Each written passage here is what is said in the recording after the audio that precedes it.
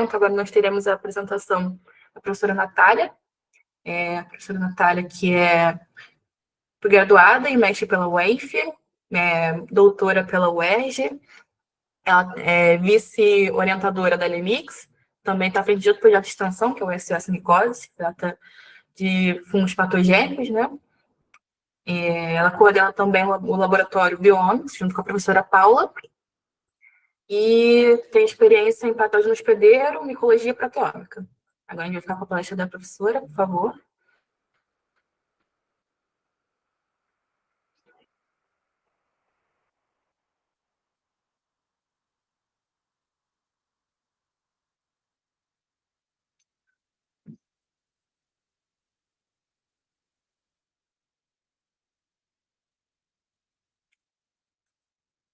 Professora, você está sem som, não sei se você está falando.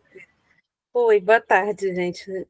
Desculpa, eu só estava me entendendo aqui, porque eu vi que realmente eu tenho que primeiro abrir a câmera e o microfone para depois abrir a apresentação. Gente, boa tarde.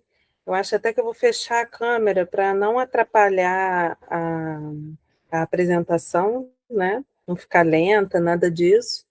Então, vou fechar aqui e deixa eu colocar no modo apresentação aqui.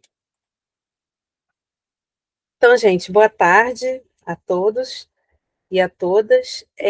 Eu vou continuar, então, esse ciclo de palestras, trazendo um pouco mais para vocês sobre as aplicações biotecnológicas dos fungos.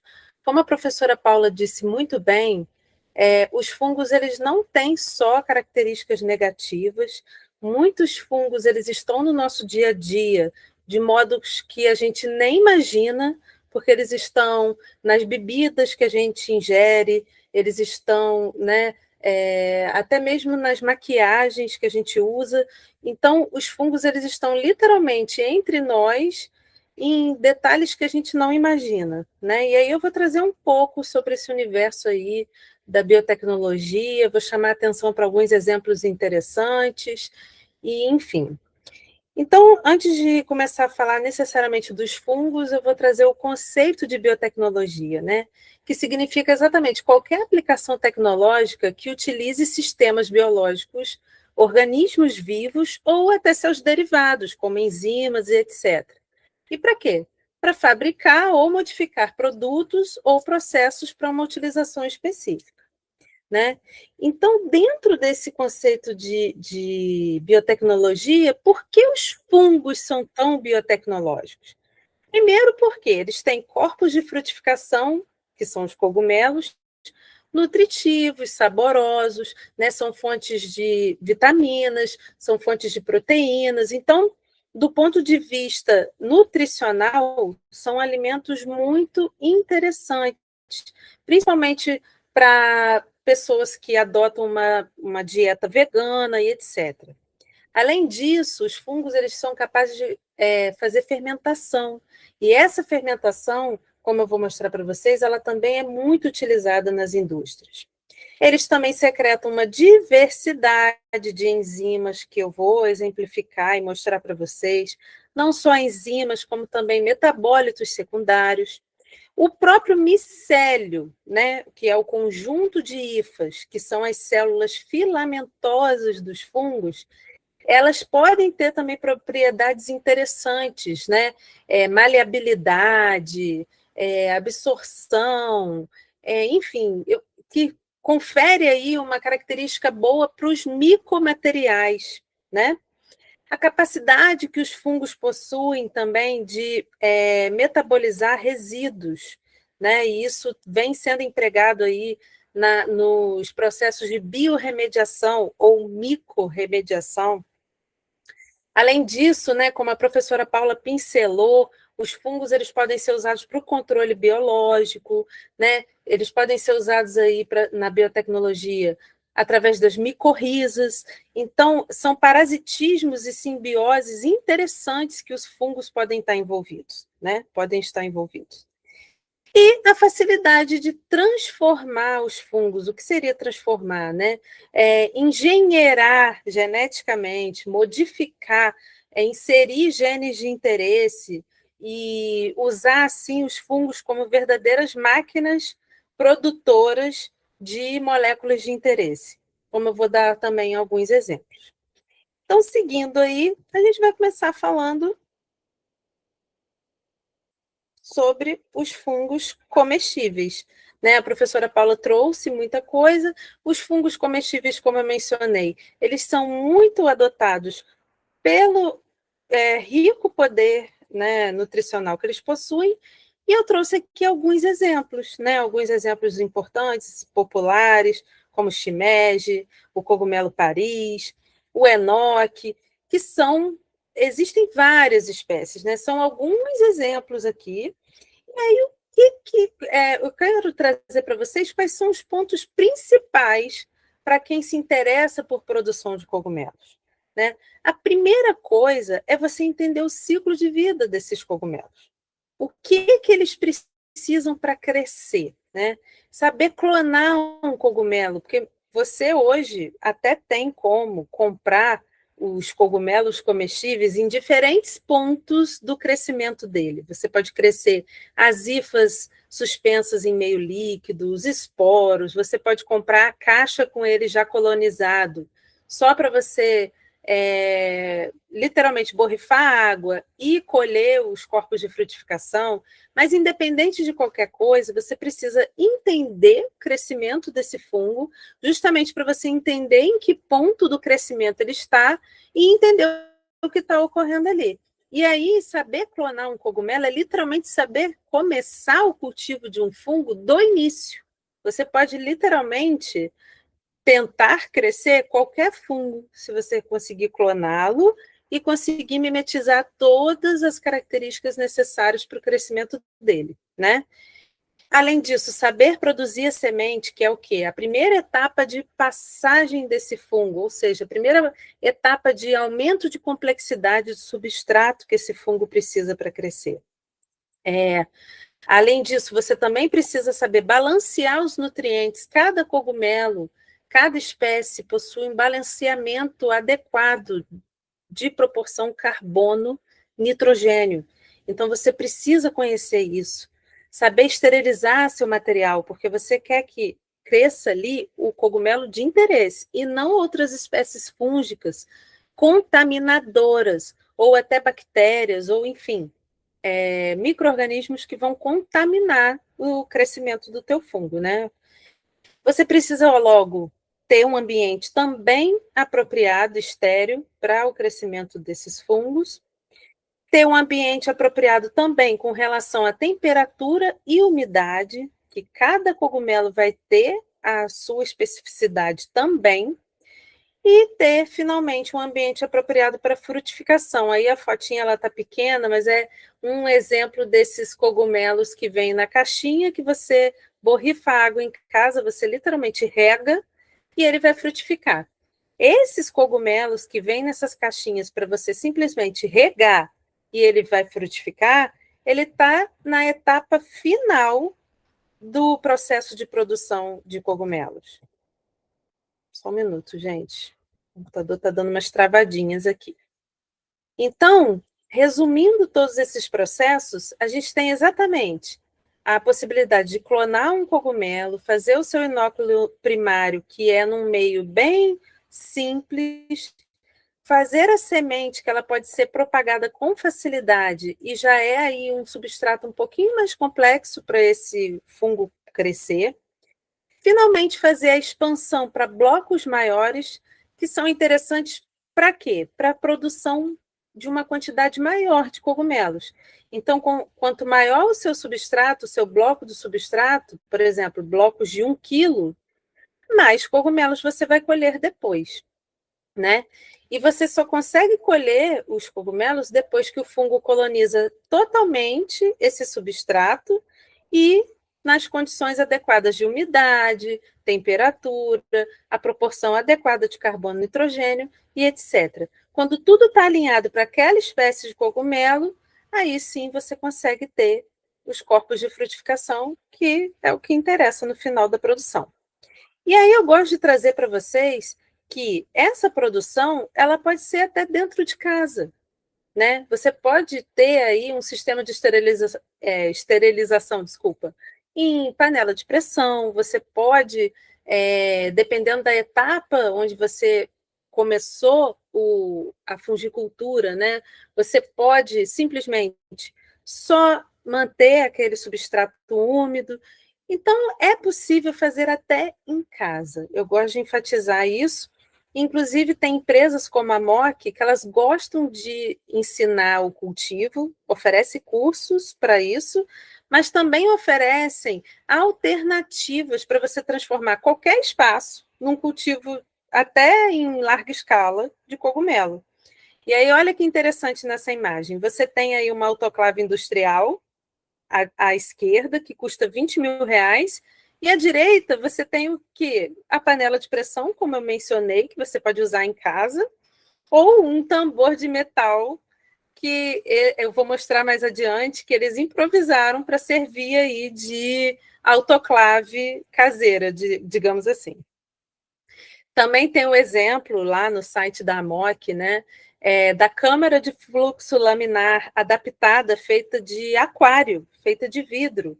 E dentro, não sei se vocês vão conseguir observar, tem uma lamparina caseira. Então, sim, é possível cultivar em casa, em pequena escala, para consumo próprio, ou até, se você tiver interesse em escalonar, tem como escalonar até em ambientes pequenos, né, no quintal de casa, como o próprio pessoal da AMOC faz. Né? A empresa deles funciona literalmente no quintal de casa. Aí a foto à esquerda, né, do curso que eu fiz de fungicultivo lá da AMOC, e olha à direita aí a autoclave improvisada deles. Eu até brinco, né? Não façam isso em casa, né? Lá ela tem um controle, né, de segurança, ela liga, não permanece próximo e tal. Mas independente, né, do perigo que possa ter, porque é uma autoclave, assim como a panela de pressão em casa pode ocorrer um acidente. É óbvio que uma autoclave, mesmo industrial, também pode ocorrer. Independente de qualquer coisa, é para trazer para vocês que sim, é possível. Né? O fungicultivo, ele é possível de ser feito em pequena e em larga escala. Né? E aí, em larga escala, é claro que a gente tem empresas, né, grandes fabricadores ou cultivadores, que sim, tem uma produção aí com um ambiente climatizado, fluxos laminares estéreis industriais, né? As autoclaves são industriais, os substratos eles são misturados literalmente em betoneiras, são toneladas de substratos consumidos mensalmente, são toneladas de cogumelos produzidos também mensalmente, né? Então, a indústria de cogumelos, embora no Brasil ela ainda seja incipiente, ela vem crescendo. E aí, a gente gosta de contar aquela piadinha, né? Todos os cogumelos são comestíveis, alguns apenas uma vez. Eu trouxe até o exemplo do Trichoderma cornudamai, que é um cogumelo, na verdade, que ele é comum no Japão, mas ele foi também descoberto na Austrália, não sei por quê. Será que é porque a Austrália tem tudo que é venenoso de todas as espécies? Não sei. Brincadeiras à parte, ele é muito bonito, mas ele é um dos mais venenosos do mundo. Então, a brincadeira aí de cuidado, todo cogumelo é comestível, alguns apenas uma vez, ela não é à toa. Como a professora Paula bem disse, a gente nunca aconselha a simples colheita e consumo de cogumelos sem sem o menor conhecimento prévio de certeza de que aquele cogumelo é realmente comestível, né? Mas, independente, eu trouxe até uma imagem aí para vocês, que são dois cogumelos muito parecidos. O Amanita phalloides, que é o chapéu da morte, a dose letal dele é de apenas 50 gramas. Então, basta 50 gramas consumir bem pouco para sofrer aí falência hepática, falência renal e, consequentemente, poder levar à morte. E abaixo está o Agaricus bisporus, que é muito parecido. Dependendo do subtipo, ele pode ser conhecido como champignon ou Paris, ou seja, são cogumelos super populares, né? São cogumelos comerciais, mas que sim, são todos muito parecidos. É, existem algumas dicas, né, como, por exemplo, as lamelas justapostas, a coloração depois de colheita, etc, etc, mas isso não dá para a gente colocar e generalizar e falar com segurança que, principalmente nessa palestra que várias pessoas estão assistindo, né, a gente não pode simplesmente aqui falar, olha, vai nessa dica aqui da cor da lamela que vai dar certo. Não. Infelizmente, não dá para a gente categorizar com nenhuma característica morfológica. Olha como esses dois cogumelos, um extremamente venenoso e um super comestível, né, super popular, olha como eles são parecidos. Né? Então, não consumam cogumelo indiscriminadamente. Aí eu trouxe até um outro exemplo, a Amanita muscaria. Como a professora Paula bem disse, à esquerda está o Amanita muscaria clássico, vermelhinho, com os resquícios de véu branquinhos. E à direita também é o Amanita muscaria, só que ele mais jovem. Olha como quando ele é jovem, ele é branquinho, parecido com vários outros cogumelos. Então, não é porque você está vendo um cogumelo branquinho, com carinha de comestível, que ele é comestível, tá? E o Amanita muscaria, ou alguns fungos, são aí conhecidos como alucinógenos, como a Paula bem disse, na verdade ele é muito mais venenoso do que alucinógeno, mas os fungos alucinógenos, eles vêm sendo aí aproveitados sob um ponto de vista biotecnológico, sim. Aí na tela tem o exemplo do psilocybe, que é conhecido como cogumelo mágico, justamente porque ele produz a psilocibina, que é essa substância mais à esquerda, né? A psilocibina, ela é uma substância que no nosso corpo ela é metabolizada em psilocina. E essa substância, psilocina, ela é muito parecida com a serotonina. A serotonina é a molécula da alegria, né? É o neurotransmissor aí do bem-estar, né? Da sensação de bem-estar. Por isso, a psilocina, ela vem, ou seja, a psilocibina, desculpa, ela vem sendo aí proposta como uma alternativa principalmente a casos de depressão refratária, depressão que não, né, pacientes que não responderam à terapia convencional. Então, ela vem aí aparecendo cada vez mais como uma alternativa clínica, né? Eu trouxe aqui para vocês terem uma noção. Se você pesquisar hoje a psilocibina no PubMed, incluindo livros, triagens clínicas, meta-análises, revisões, você vai encontrar 991 resultados. Isso é muita coisa.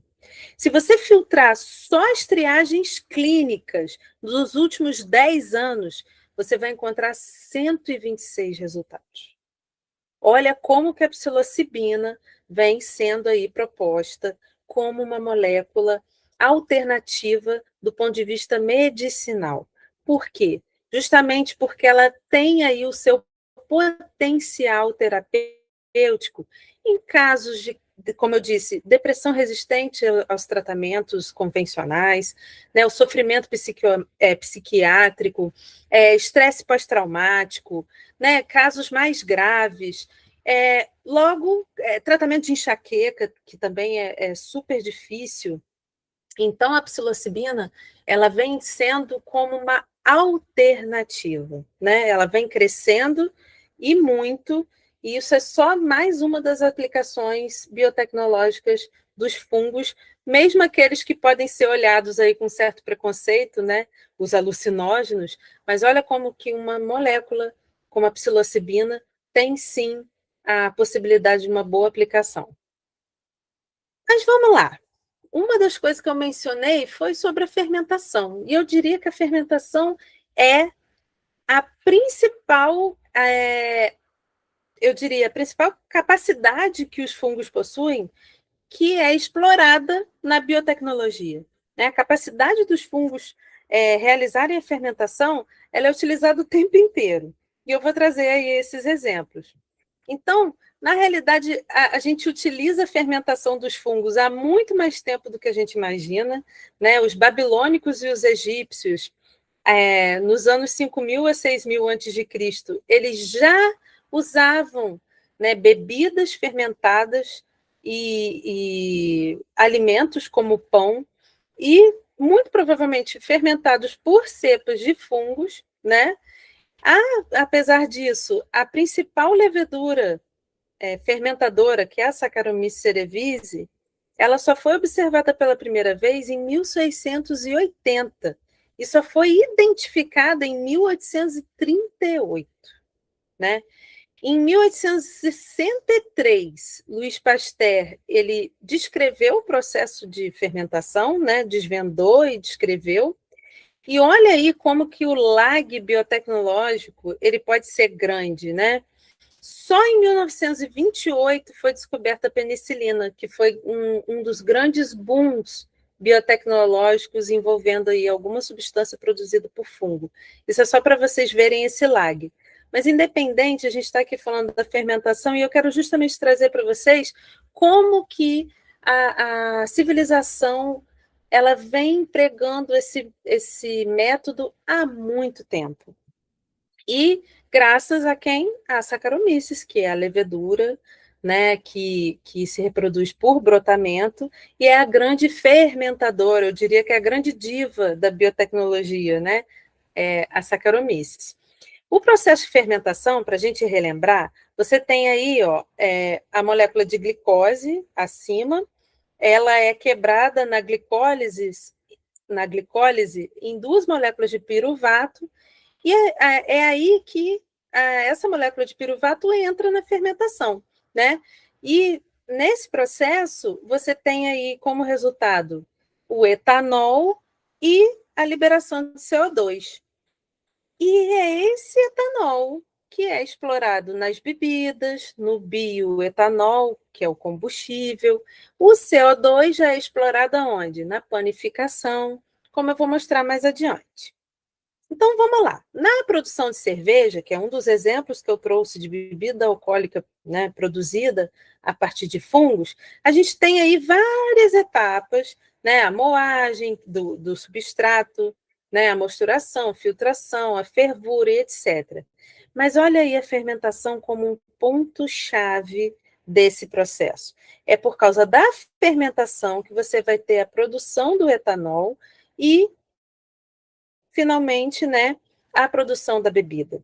E o que diferencia uma bebida da outra? Por exemplo, a cerveja do vinho, ou os diferentes tipos de cerveja, vão ser ou as etapas empregadas no processo, ou as cepas empregadas no processo, ou etapas adicionais ou não. Enfim, às vezes até o próprio substrato, ou seja, a própria matéria-prima, né? Na cerveja é o lúpulo e no vinho é a uva. Então, as diferentes bebidas elas são produzidas sempre tendo o que como o coração? A fermentação feita por fungos. E eu trouxe aqui para vocês verem o processo de produção do bioetanol. E aí a gente tem aí, né, a primeira geração, a cana de primeira geração, a cana de segunda geração e o milho. O que a cana de primeira geração e segunda geração tem de diferente? Na cana de segunda geração, você tem a adição do bagaço de cana. E aí, por que dá para adicionar o bagaço de cana? Porque eles adicionam enzimas produzidas por fungo para aproveitar totalmente esse substrato. E olha como que você aproveita muito melhor toda essa glicose, esse carbono disponível para a produção de bioetanol combustível, né? E aí, o que a gente tem que ter noção quando a gente está falando de industrializar a fermentação? A gente tem que saber escalonar, né? Essa aí é uma charge brincando que eu tive alguns problemas aí em escalonar para escala comercial. E aí ele pegou um Erlen gigante para fazer a fermentação. A verdade é que você tem fermentadores industriais. Eu trouxe aqui um tanque fermentador vendido por uma empresa de cerveja artesanal e eles também comercializam os fermentadores. Olha aí o precinho, né? É bem salgado, mas independente. Olha como que né, a gente sabe que está crescendo esse mercado das cervejas artesanais e tudo mais, e já existe um mercado aí por trás. Né? Uma das intenções dessa palestra é justamente vocês verem que os fungos eles abrem oportunidades para biólogos, né, para microbiologistas, né? Então são oportunidades que se abrem de mercado de trabalho, né? E olha aqui a diferença para um fermentador da Ambev, né? Olha o tamanho desses fermentadores. Gente, é uma escala que vocês não têm noção, né? Os números da Ambev, a gente está sempre falando de milhões de litros, milhões de reais, né? É uma indústria aí imensa que emprega muita gente e que, sim, precisa de microbiologistas no controle de qualidade das cepas das Saccharomyces, desde o controle de qualidade das cepas de Saccharomyces até o controle de qualidade da fermentação. Aliás, lá eles produzem a própria água para manter em todas as fábricas das cervejas que são fabricadas lá o mesmo padrão de qualidade até da água. Então, é muito sério, mas requer o quê? Biólogos, microbiologistas e tudo mais, né? E aí, voltando um pouco para a panificação, que também leva em conta um processo de fermentação e que também é um processo bem mais antigo do que a gente imagina. Aqui, obviamente, a gente está falando de um processo de fermentação natural, onde os micro-organismos presentes nas mãos, no ambiente, participavam aí dessa fermentação, mas hoje, na panificação, a gente tem o quê? O fermento biológico, que é literalmente, olha aí o rótulo, Saccharomyces cerevisiae, Meyen. É literalmente a Saccharomyces liofilizada. Ela só precisa ser reidratada e usada para fazer o pão, a massa de pizza e etc. Então, olha como que a Saccharomyces, ela hoje é empregada em diferentes indústrias, né? E não só. Outras espécies de Saccharomyces, como a Saccharomyces boulardis, elas são comercializadas inclusive como probióticos, né? Elas também podem estar presentes em rações de animais, por exemplo, rações específicas para animais com problema renal, né? Pode ter aí a presença da levedura seca, justamente como suplemento, né? E também enriquecendo esse alimento. E existem vários fungos que também participam aí, de alguma maneira, na indústria alimentícia, como fungos processadores. Como assim? São fungos que processam o alimento, modificam o alimento, não necessariamente através da fermentação, mas sim como modificações químicas, mas que deixam o alimento bem mais saboroso ou apreciado na biotecnologia. Um exemplo são, desculpa, os fungos do gênero Tamidium. Esses fungos, eles são conhecidos por sua característica, eles são psicrofílicos, ou seja, eles têm uma filia, né? Eles têm uma facilidade de crescer em temperaturas baixas. E aí, por isso, eles podem ser mantidos na maturação de carnes, mesmo em temperaturas baixas, o que impede o crescimento de outros micro-organismos contaminantes, mas que permite aí que esse tamídium faça uma pré-digestão da carne, deixando a carne mais macia e saborosa. De acordo com os apreciadores desses tipos de carne, a carne ela fica com um sabor mais, eu diria, amendoado, um sabor mais diferenciado, graças à presença do tamídium. E sabe quanto que pode custar até 1 quilo dessa carne? Pode custar até R$ 1.000. Então, olha como que são processos apreciados, né? Eu diria que os fungos, eles ganham aí um requinte, né? Os alimentos modificados, processados por fungos, muitas das vezes eles são alimentos caros. Um outro exemplo é o queijo Roquefort, ou o queijo azul, ou o gorgonzola, né? O que que esses queijos eles têm em comum? Eles são queijos onde foi inoculado um fungo, normalmente um fungo do gênero Penicillium, como é o caso aí do Penicillium roquefort, que é inoculado no queijo para justamente alterar o sabor. Esse fungo ele vai consumir os lipídios do queijo e vai liberar substâncias acéticas, né? Substâncias que vão dar aquele sabor diferenciado que esses queijos possuem. É um sabor mais forte, é um sabor marcante e que confere aí uma sofisticação, normalmente, né, ao queijo. Outro exemplo, o penicílio cândido, que é muito usado para produção de queijo brie. O queijo brie, ele é um queijo que ele tem essa capa por fora, né, que às vezes é até resultante do próprio micélio do fungo, mas por dentro tem um queijo cremoso, né, macio. E isso é muito apreciado. Isso é graças ao quê? A maturação e as mudanças químicas que os fungos, no caso aí o Penicillium candidum, fez na composição desse queijo. Um outro exemplo é a podridão nobre, feita pelo Botrytis cinerea, que é para a produção de uva passa. Você sabia que a uva passa ela pode aí ser estimulada? Aqui no Brasil ela não é muito comum, a gente não tem uma produção em larga escala, justamente porque nosso clima não favorece. Mas em países, né, de clima mais temperado, é comum você até espalhar, né, esporos do Botrytis para incentivar, para literalmente é, é, cultivar as uvas passas. E isso é interessante porque desculpa, gente. Isso é interessante porque as uvas passas, né, elas podem ser amadas ou odiadas, né? Como eu diria aí nas ceias de Natal. Outro exemplo interessante é esse tofu iu.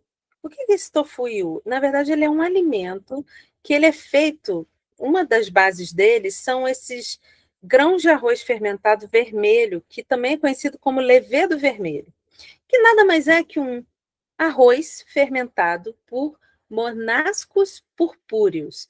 Esse fungo ele fermenta o arroz e o arroz é usado para matéria-prima do tofu iu, que é uma espécie de queijo, de petisco, muito apreciado no Japão, por exemplo.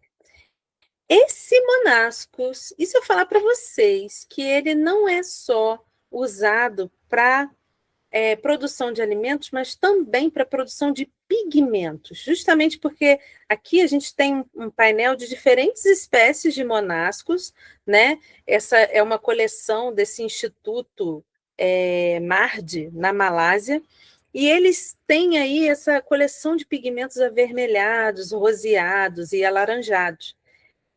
O monascus não é o único exemplo de fungo produtor de pigmentos. Na verdade, a gente tem aí uma série de pigmentos que podem ser produzidos por diferentes espécies fúngicas. À direita aí você consegue ver uma lista de fungos capazes de produzir diferentes tipos de pigmentos, como beta-carotenos, licopenos, melaninas e etc. Então, esse mercado dos pigmentos, ele também vem crescendo, né? Para vocês terem uma ideia, isso aqui é uma reportagem de uma pesquisa com mais de 50 pigmentos naturais à base de fungos amazônicos, né? Esse mercado ele tem crescido tanto que os pigmentos fúngicos eles vêm sendo usados até em maquiagens veganas, maquiagens mais naturais, que preconizam aí menos química e mais aditivos naturais, né? E não só, tá? Os fungos, eles não são capazes só de produzir pigmentos, eles também produzem antioxidantes, que são usados aí, então, para anti-envelhecimento, né? Então, eles também vêm aí em cosméticos. A indústria cosmética vem aí abrindo esse campo para os fungos biotecnológicos. Os metabólitos secundários ou metabólitos fúngicos, eu não chamaria só de secundários, não. São metabólitos em geral dos fungos, né? Desde que a penicilina foi descoberta para cá, a gente vem usando muitos metabólitos fúngicos na indústria, mais do que vocês podem imaginar. Aqui eu tenho só um painel de alguns dos mais usados. Aqui, para vocês terem uma ideia, existem compostos, metabólitos fúngicos, que conseguem ter atividade antiviral, prevenção de doenças cardiovasculares, como a lovastatina, drogas imunossupressoras, como a ciclosporina, atividade antifúngica, como a griselfungina. E o interessante é que, sim, isso já é usado na prateleira. A gente não está só no processo de descoberta, triagem de moléculas, até a triagem clínica e finalmente chegar na prateleira. Não. A gente tem inúmeros metabólitos fúngicos já vendidos, né? E usados de forma, eu diria, rotineira na medicina. E além dos metabólitos, a gente tem uma série de enzimas. Os fungos, né, as células fúngicas, elas realizam a digestão extracelularmente, ou seja, elas secretam as enzimas digestivas e absorvem o que foi aí digerido extracelularmente para utilização aí desses monômeros das macromoléculas digeridas. Então, as principais enzimas que os fungos produzem, como as amilases, as lacases, as lipases, celulases, elas podem ser aí obtidas do meio extracelular em que o fungo está crescendo e usada em diversas indústrias. As amilases, por exemplo, elas são usadas para clarificação de sucos, para remoção de tintas, ou seja, na indústria têxtil, né? Tem a ligninase, é usada no biobranqueamento de papel, por exemplo. As lipases, elas são usadas como biocatalisador, são adicionadas em detergentes, em sabão em pó, por exemplo. As proteases, né, que elas são usadas na biorremediação de poluentes orgânicos, você pode colocar as proteases produzidas por fungos para a retirada desses compostos orgânicos poluentes, e etc, etc, etc. Então, é uma lista imensa de metabólitos, enzimas, ácidos e outras moléculas que os fungos conseguem produzir e que hoje são usadas na prática em diferentes indústrias, tá? E por falar em micorremediação, a micorremediação também é uma realidade, né? Os fungos, eles vêm aí conseguindo, podendo ser utilizados, né, na retirada de compostos farmacológicos que se acumulam nos, nos rios, principalmente nos esgotos e, consequentemente, chegam aos rios, né? Os hidrocarbonetos, né, moléculas orgânicas que também podem ser poluentes, os metais pesados, todos esses contaminantes, todos esses agentes poluidores, eles podem sim ser degradados dentro das células fúngicas, né, através da ativação aí de diferentes vias que culminam na produção de espécies reativas de oxigênio e levam aí a eliminação desses compostos, ou então as hifas elas podem simplesmente absorver esses compostos e servir aí como uma retirada por absorção, ou a gente pode usar as enzimas que os fungos produzem no ambiente que está contaminado para a retirada dos contaminantes. Então, se a gente for resumir, esse quadro aí ele traz, né, os diferentes processos de micorremediação que podem ser não enzimáticos, como, por exemplo, a absorção dos compostos tóxicos, né, a biomineralização ou a bioprecipitação, que é a utilização dos fungos para precipitar esses agentes contaminantes, ou então ele pode ser enzimático. E aí a gente pode usar extracelularmente, ou seja, a gente pode isolar essas enzimas do meio de cultivo que o fungo cresceu e usar no ambiente que precisa ser descontaminado, ou a gente pode adicionar o fungo no ambiente e ele vai absorver e intracelularmente retirar esses metais pesados, esses fármacos e tudo que está ali acumulando no ambiente contaminado. Ou seja, fungo pode ser usado na remediação de ambientes extremamente contaminados. E aí, para trazer também aplicações mais novas dos fungos, eu traria os micomateriais, como a professora Paula bem trouxe para vocês alguns exemplos, mas eu queria mostrar um pouquinho como que é feito, eu queria que vocês visualizassem um pouquinho o processo, né? Então, você pode ter aí o que eu chamaria, né, o que esse artigo também chamou de composto baseado em micélio, ou seja, você pode ter materiais que são literalmente a mistura do micélio com o substrato, e você pode ter o material de micélio puro, que pode ser obtido aí quando o fungo ele cresce por cima de um substrato sólido ou até mesmo líquido. Independente se você está usando o micélio puro ou um composto de micélio mais substrato, você pode ter aí inúmeras aplicações, né? Na indústria têxtil, na indústria de colchões, materiais maleáveis, isopor, até mesmo materiais de construção e etc. E o mais importante nesse processo, você tem o aproveitamento de materiais. Você tem a reutilização de resíduos agrícolas, você tem aí a oportunidade, né, de reduzir a quantidade de resíduos que são despejados no meio ambiente, e aí, consequentemente, você tem um ciclo sustentável de produção desses micomateriais. Desculpa, gente, de vez em quando dá uma travada.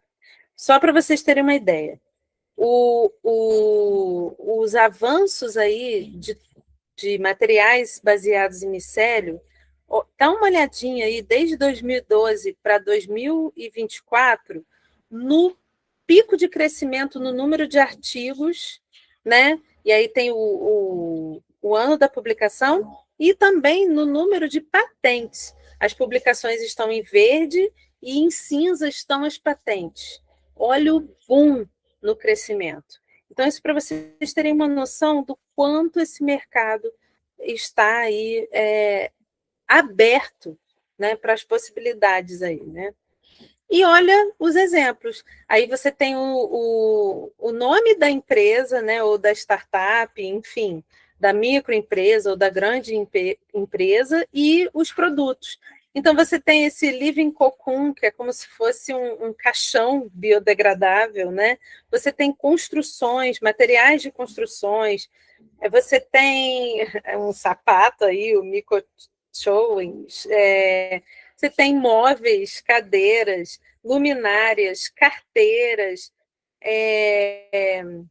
capacetes, bolsas, enfim, isopores, você tem vasos de plantas e etc. Então, gente, é muita coisa que pode ser feita com micélio, com célula fúngica, micomaterial, né? Dependendo, ele pode ter uma maleabilidade adequada, ele pode ter uma resistência adequada, e é por isso que tem essa gama tão alta de possibilidades, né? Aqui também, essa zebra aqui, né, da poluição, ela é uma zebra que ela vai ser usada na micorremediação, né? Você pode usar ela aí na retirada de resíduos. Ela tem ali, no meio da composição dela, as hifas de fungos que fazem biorremediação. Olha que interessante.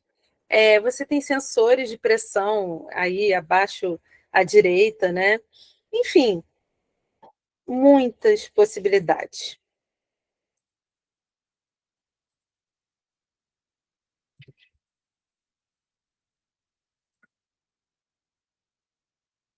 Ui, gente. Foi.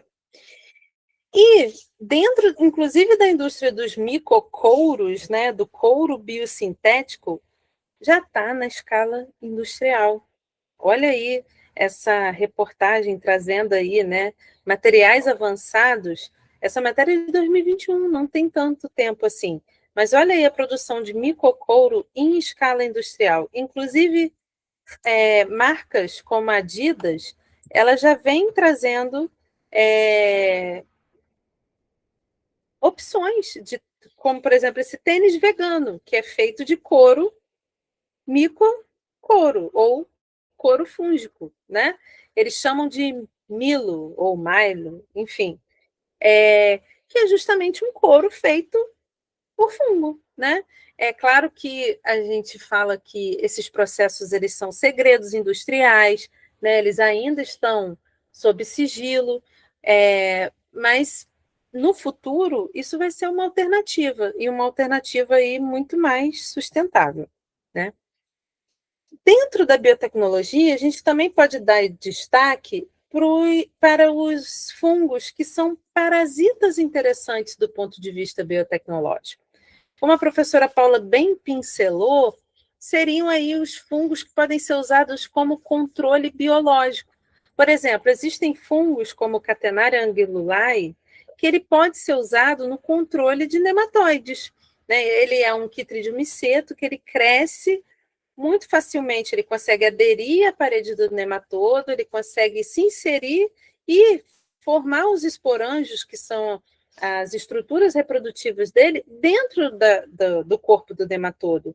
E, consequentemente, olha aí, ele toma conta, literalmente, ele vai romper mecanicamente até né, o organismo do nematóide. Então, é um exemplo de fungo que pode ser usado no controle de parasitas, bem como o Isaria fumoroseae. Desculpa, Fumosoroceae. Nossa, tem hora que não sai, gente. Esse fungo ele já é usado por essa indústria, que é a Copert.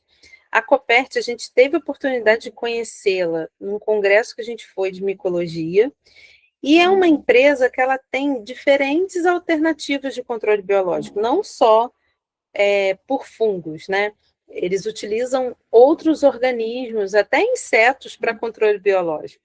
Eles usam insetos contra insetos. Mas, por mais que isso seja curioso, né? Esse fungo, né, o Isaria fumosoroseae, ele hoje, na verdade, ele foi reclassificado como um cordíceps, né? Então, ele é aí da família dos cordíceps, que são fungos conhecidos por sua especificidade por insetos, né? São entomoparasitas e eles são específicos a ponto de escolherem até o gênero ao qual eles contaminam. Por isso, eles são uma opção de controle biológico muito promissora e já usada na prática, né? Como é o caso da Copert. Um outro exemplo é o Beauveria bassiana, né? Que alguém aí até fez a pergunta. Aliás, fez a pergunta, não, levantou a questão que hoje eles também vêm sendo estudados como fungos endocíticos. Mas sim, eles são usados na prática como fungos do controle biológico e são ótimas alternativas. O Beauveria aí é esse aí, né, na imagem da esquerda, e ele também é aí comercializado pela Copert. E aí tem um quadro com diferentes exemplos, né? Além desses, o Metarrhizium, a Nosophyllae, que é muito usado para besouros, né? O Verticillium lecante, que é usado aí para mosca branca, né? Bem como o Archersonia aleiroides. Então, já existem diferentes espécies que são empregadas na prática como controle biológico. Um outro parasita interessante, e aí eu diria interessante, bem, bem assim, para algumas culturas. Aqui no Brasil a gente não acha nem um pouco interessante. são os ustilaginomicetos. É um grupo pequeno, são aproximadamente 1.070 espécies, eles estão dentro dos basidiomicetos, mas eles formam essa massa aí de teleósporos, que são os esporos, que são escuras, fuliginosas aí e tal, e eles conseguem parasitar até 4.000 espécies de plantas. Por que eu falei que no Brasil a gente não se interessa muito por isso? Porque aqui a gente considera ele uma praga e a gente literalmente queima as produções de milho contaminadas, por exemplo. Mas no México, isso é uma iguaria. Isso é usado na alimentação. É o Huitlacoche, que é o fungo do milho. Mas ele é usado na cozinha mexicana. E dizem que tem até um sabor parecido com o das trufas, né? E é usado aí, até vendido nas feiras, né? Vendido em conserva. É usado na prática. Então, olha como que aquilo que a professora Paula chamou a atenção funciona aqui também. Os fungos, não dá para você chamar mesmo fungo de mal ou bom, né? Dependendo, até mesmo o mesmo fungo fazendo a mesma coisa pode ser considerado bom ou mal em diferentes culturas, né? Como é o caso aí do México. E nós também temos, além dos parasitas interessantes, nós temos as simbioses interessantes. A micorriza, como a gente já mencionou. Essa foto a gente tem em roxo as células da raiz de uma planta. Aí é um capim modificado geneticamente para aceitar essa micorriza. Esse capim, ele não faria esse tipo de relação micorrízica normalmente. E nós temos aí em verde, né, o Lacária bicolor, que seria o fungo, fazendo uma ectomicorriza, que seria essa micorriza por fora aí das células vegetais, né? O que seria o papel da planta? Fornecer aí os açúcares que ela produz na fotossíntese para o fungo. Mas o que o fungo faz? Ele aumenta o desempenho da planta. Ele aumenta a absorção de vários nutrientes, de água, ele melhora eu diria, aí, a performance da planta, né? Aumenta a tolerância da planta ao estresse, conferindo assim uma proteção. Então, os fungos micorrízicos, eles também são interessantes sob o ponto de vista biotecnológico, desculpa. E eles são sim usados e comercializados. Então, aqui o exemplo, né, a professora Paula também mostrou, a planta sem micorriza e com micorriza. Aqui à direita é o controle e à esquerda a planta inoculada, que inclusive floresceu mais e melhor. E aqui alguns exemplos de compostos aditivos aí, agrícolas, que se baseiam em micorrizas, né? Então, você tem literalmente comercializados esses aditivos e que vão aí aumentar a produção, né? E a gente sabe aí que, sob o ponto de vista do agronegócio, isso é muito importante, porque você diminui a necessidade, às vezes, dos agroquímicos e pode investir aí em compostos naturais para melhorar o desempenho das plantas. E dentro ainda do que eu chamaria de simbiontes interessantes, eu quero chamar a atenção para os Neocalimashtigales, que são quitridiomicetos bem pequenos, que ficam no rumen dos animais ruminantes, ajudando na degradação da celulose junto com bactérias e protozoários. Para vocês terem uma ideia, o que é interessante? Eles conseguem aí sobreviver mesmo nesse ambiente totalmente anaeróbio, porque eles são anaeróbios obrigatórios. Então, eles conseguem exercer essa função importante para os ruminantes de degradação da celulose sem comprometer aí o crescimento por causa da baixa concentração de oxigênio. E aí agora eu quero falar um pouquinho, mudando um pouquinho de assunto, dos organismos modelo, ou seja, são fungos que podem ser usados na ciência, podem já ter sido usados ou podem vir a ser usados para melhoria de processos bioquímicos, como eu falei para vocês, tem várias enzimas, compostos orgânicos, metabólitos secundários, metabólitos em geral, que são usados na prática na indústria. Então, você precisa, muitas das vezes, de fungos que podem ser usados literalmente como fábricas vivas para esses compostos. Aí eu trouxe primeiro a Neurospora crassa, que, na verdade, é um exemplo de organismo modelo, que foi usado, inclusive, para descrever vias metabólicas e bioquímicas. Então, ele é um organismo modelo também científico, que colaborou com a ciência básica, mas eu quero trazer para vocês o Pichia ou Pichia pastores, que é um fungo usado como fábrica viva, literalmente.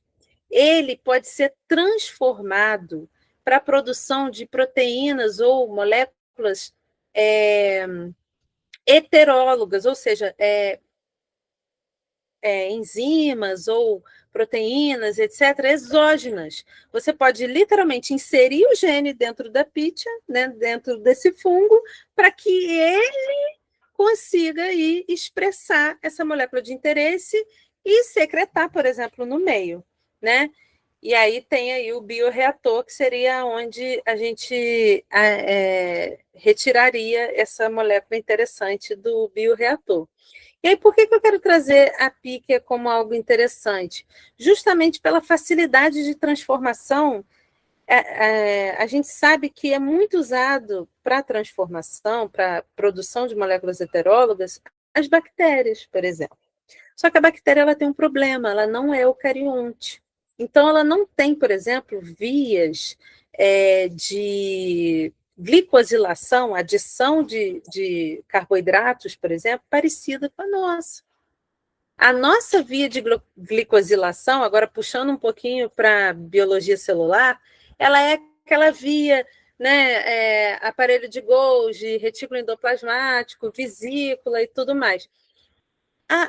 As bactérias elas não conseguem ter esse processo de glicosilação parecido com nossa célula eucarionte, por exemplo.